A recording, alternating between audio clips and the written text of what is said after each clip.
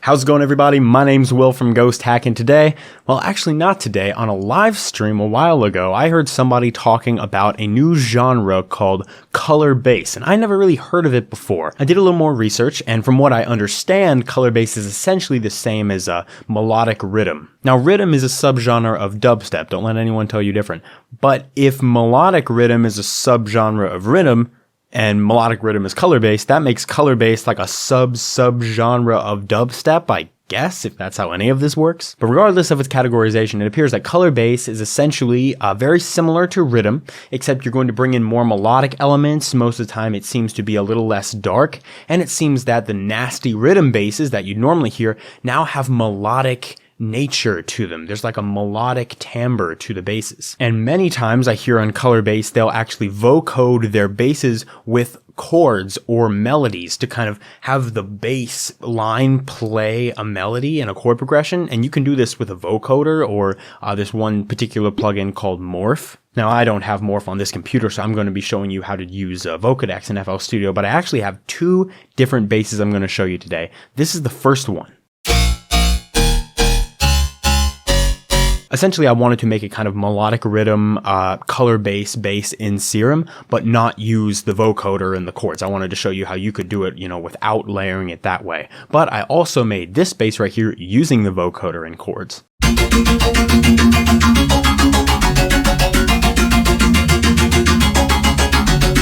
So today I'm going to take you through step by step of that melodic riddim color bass sound design.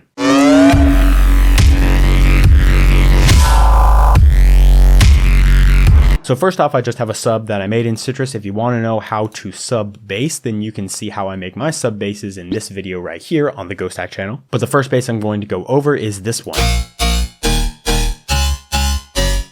So I have it turned down pretty low right now because I have it going through an effect chain that makes it a lot louder, but I can just copy this value and then I can reset it. And then once I go into the effect chain, I can turn that down again. That's essentially the raw Serum preset what we're working with right here. And the concept behind this preset is actually not too complicated. Essentially what I wanted to do was make a sine screech, and you can see how this works when I turn off the effect chain and all the other stuff and just take you through step by step of this actual Serum preset itself. Step one, just a sine wave.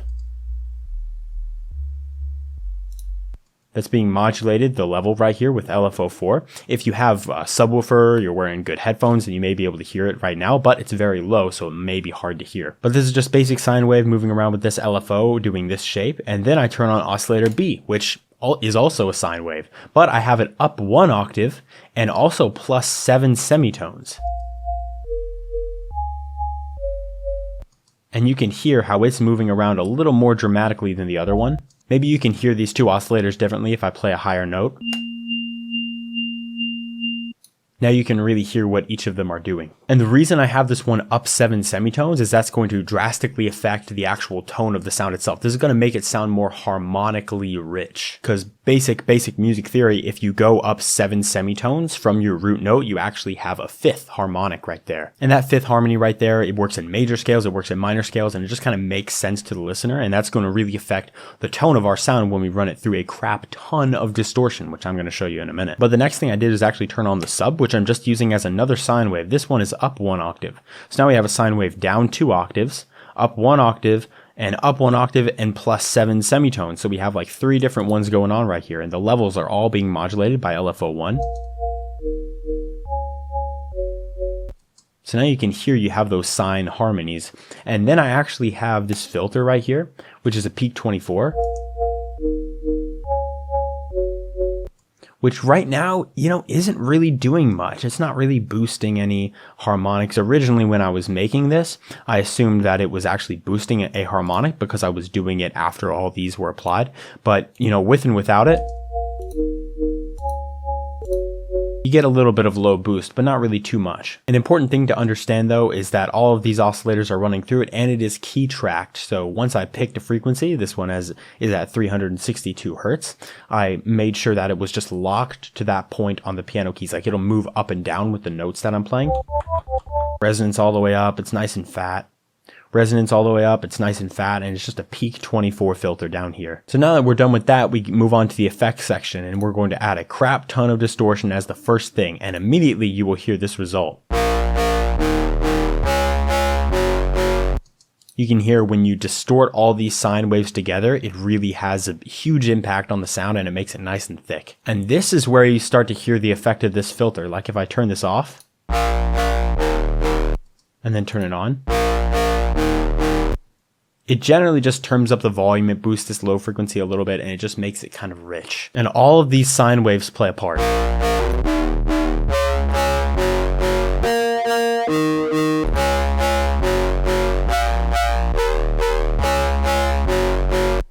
It just take one of them out and the whole sound completely changes. But now we can move on. After that, I have a bit of a phaser here. And essentially what this is doing is I have the feedback almost all the way up, the depth all the way down, the rate all the way down, the frequency all the way down, but the frequency is being controlled by this note pitch right here. And you can see this little green dot. That'll move around based on what note I'm playing. This is basically saying, okay, whatever is modulated with this note pattern right here is going to follow the keyboard. So this frequency boost is going to follow the notes that I play on the keyboard. If I were to turn the mix all the way up, right now it's at about 50, but if I were to turn it all the way up,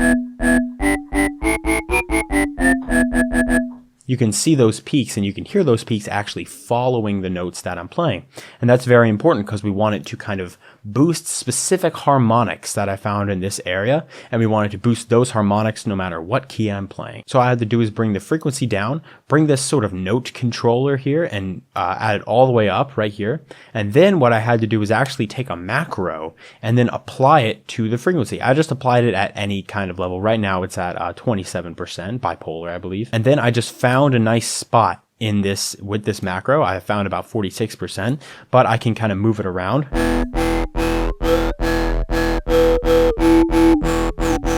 And since what I'm doing here is with the macro, it's not going to affect this modulation. It makes it a little easier. So I can go back to like 46%. I just kind of liked the harmonics that it was boosting right there and mixed it in. Next up, we have a filter. And this is a Flanger Plus filter. And this is where I start kind of getting riddim-y. This is where I want to try to make it kind of wonky, a little metallic. This isn't just a basic like dubstep or drum and bass, any kind of bass. This is a rhythm bass. We want to nail that in because, you know, color bass is like melodic rhythm basses. So we have this Flanger positive. And you can already hear a lot of the sound has changed. For multiple reasons. First off, we have this mix right here. It's normally a mix set up to like about there, but we turned it into a level. And now we have this level going up and down 0% to 100%. And that's moving up and down with LFO1. And that's really giving us dynamics. It's not just extending out because that distortion really crushed it all down. But what I did with this cutoff is exactly the same thing that I did to the phaser frequency. You can see they look exactly the same. I just applied it all the way with this note controller right here. And then I took macro 1, applied it to this cutoff. This is at 56, just unipolar. And I set it to about 33% right here. I just moved it around and I found the right spot that I wanted, the same way I did with the phaser. And once I found the right spot where I thought the frequencies that this phaser or that this Flanger Plus filter was highlighting were nice, I went up and turned up the resonance. And if you want to know what the Flanger Plus filter actually looks like, you could go into here and then change it to go into flanges. And Flanger Plus, it looks something like that. This one's actually moving around really weird. I don't know why it's doing that, but that's basically what it looks like. Just imagine that stagnant is what's happening right here. So I have this Flanger Plus filter that looks all wonky and weird, and now I turned up the resonance, so the peaks are very loud. They're boosting a lot.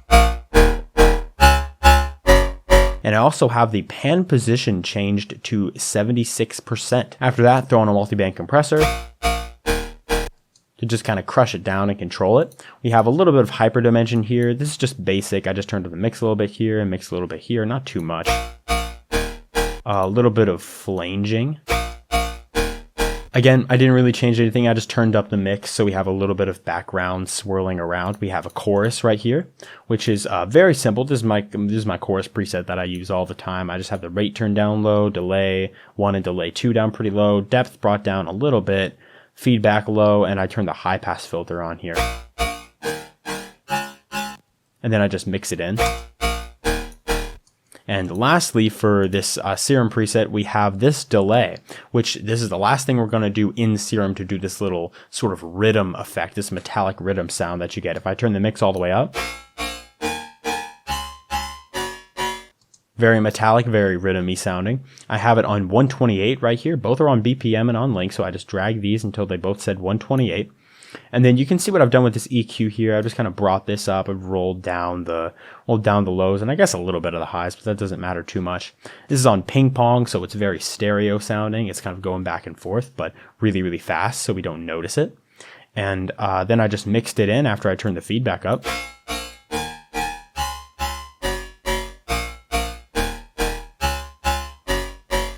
And we get a nice melodic Riddim sounding bass. And now we can just run it through the effects. Now basically what I've done here is I've run it through my own effect rack, my own heavy bass effect rack, the thick rack, which you can also find a tutorial for on the Ghosthack channel. It's this video right here. So if you're interested in this, I'm not going to spend too much time in it, but basically I have an EQ, I have a Maximus doing some multiband compression, I have an OTT also doing some multiband compression, I have a VOCODEX that's making the sound nice and thick and juicy. I have an EQ right here, just taking care of the low end, you know, just controlling some frequencies, cutting down the sub. I have a patcher here that's basically multiband saturation that I also go over in the heavy bass effect rack video. I have a tad bit of reverb, and then I have a wave shaper. The reverb is new to this chain. I just want to add a little bit of extra space. But basically, once we turn this back down to where it was before, like 17%, and running through this heavy bass effect rack, we get this. And then of course, add the sub. And you are ready to make some color bass. Almost. We forgot about the other one. So here is the second bass sound I'm going to teach today. You guys are getting 2 basses in one tutorial. You lucky dogs. This one is a little more complicated than the other one, but I can still take you through it because it's not too difficult to grasp the concept once you can kind of understand vocoding. So essentially we have the sub. Same sub as before, I'm not going to spend any time on that, but we can go right into the first Serum preset here. So let me turn off all these effects so you can hear the sounds that we actually have. This is the first one. Now you can hear in this preset, pitch doesn't even seem to matter at all, but that's okay because the chords are going to take care of all of the actual harmonic tone. All this is doing is just giving us a bass sound to work with, and I rather like the sound actually. And then we have these chords.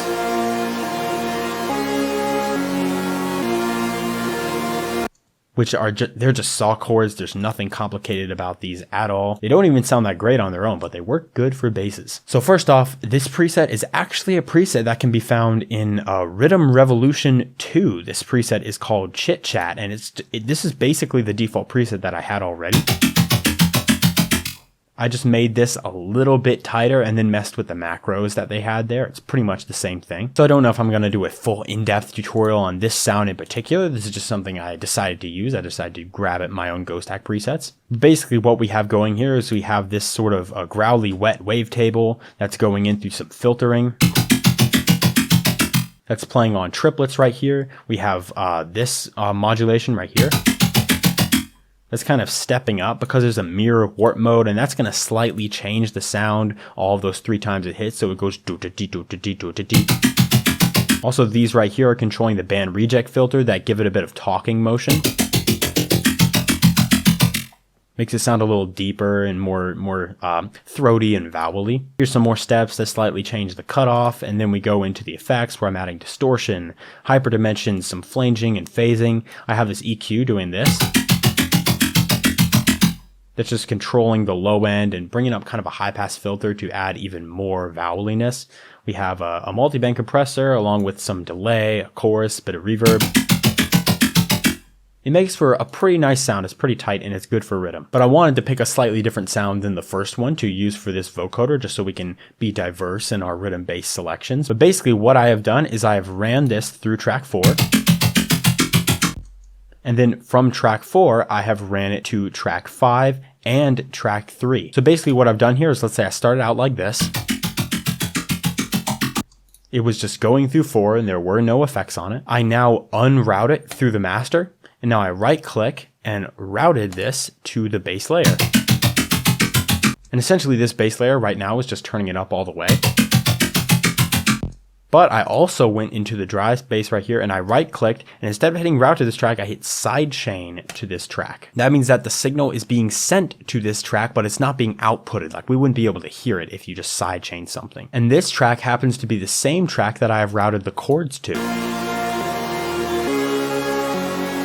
So now we have the chords in a track, and we have a bass that is sidechained into the chord track. So why do we have both the chord signal and the bass sidechain signal in one track? What are we going to do with both of those in one? Well, the VOCODEX can handle it. And now if I were to just open up VOCODEX, this would likely happen. It's just the chords going through the vocoder. But what you have to do is you have to take this right here, this sidechain input number, and change it to 1. And now you get this. Because VOCODEX is saying, okay, we're going to take the volume, all the input that we're getting from the bass, that sidechain input, and we're going to add that to the chords. If you want to know more about how to do this in VOCODEX and why exactly it works, I have, a VOCODEX tutorial right here you can check out, also on the Ghosthack page. But essentially that's what it's doing. It's just controlling the chords using the bass, which is the main goal here. And I don't think I'm going to go too in depth in all these knobs, mainly because all of the settings that I tweaked sounded cool. It was so hard for me to get a bad sound. Like, just listen to this.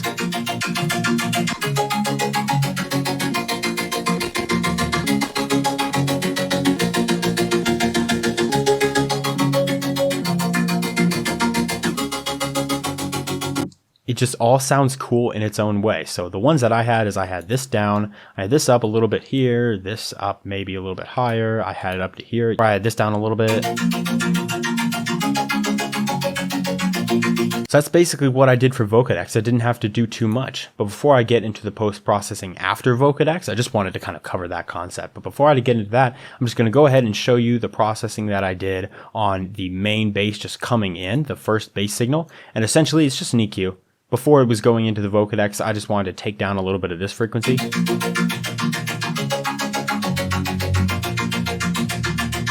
Just because it was a little too deep for me, I just wanted to lower that down. And also, as you remember, I routed this bass to a dry bass layer.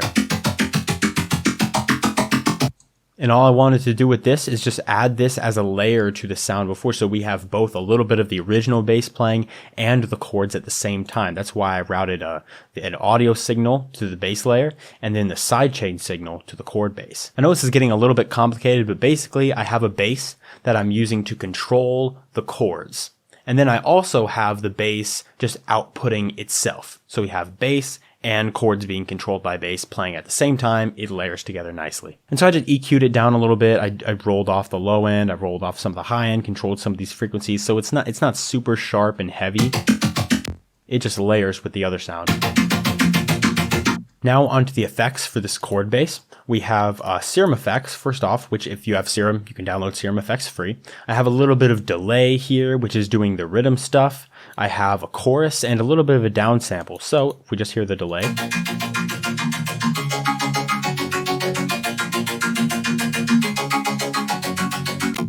You can hear that delay is kind of highlighting specific harmonics that sound pretty nice, especially when we turn up the feedback, you can hear that.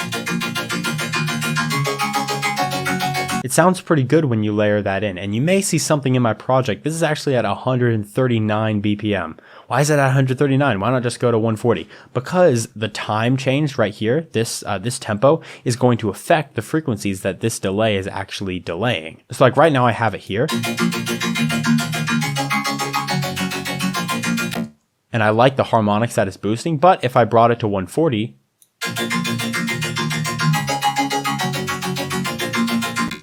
I'm not as big a fan of those harmonics. So if you wanted to leave it at 140 and just mix it in a little lower, you could do that. But I just wanted to bring it to 139 because I like the harmonics that it was boosting there. So we bring this feedback back down, mix it in.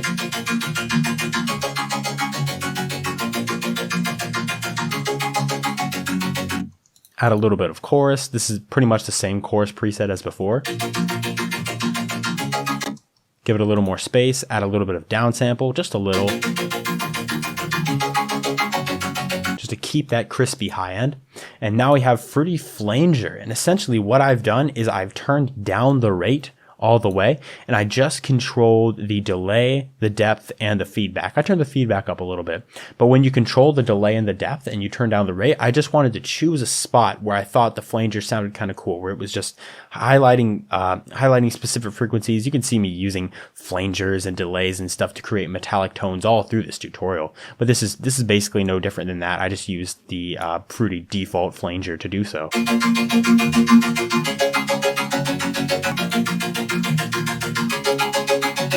It does make it sound a little more closed in and a little thinner, but honestly, I was layering it with the other bass and I want it to sound more like a bass than I do actual chords. Like I want to make sure that the actual bass texture of this remains. It doesn't just sound like some weird vocoded sample of a vocal or something. So after that, went into an EQ.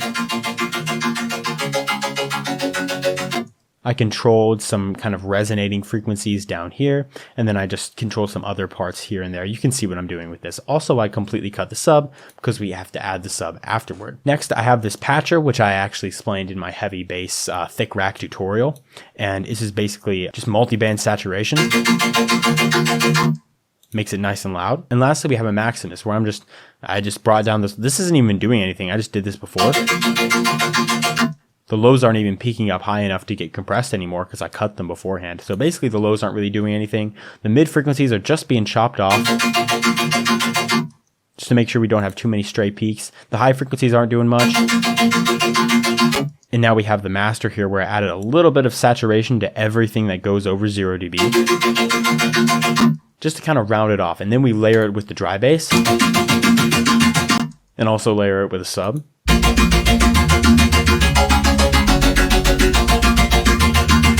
And I think that's a pretty halfway decent color bass. And you can also see that I have the chords doing this. It's kind of moving around. I have some lower frequencies with the chords as well as higher frequencies. That's kind of necessary to make sure you have good harmonic content. You don't want to just do it to one note. You kind of want to create chords. And you can see the sub is kind of following this pattern as well as the original bass following this pattern. Now this probably isn't really needed because the original bass has little to no melodic tone at all. Any tone probably comes from like the delay or other things that make it sound metallic. But I just kind of followed this pattern anyway because I felt like it was harmonically responsible of me to do so. Never forget harmonic responsibility in your mixes. So the two basses we made today sound like this.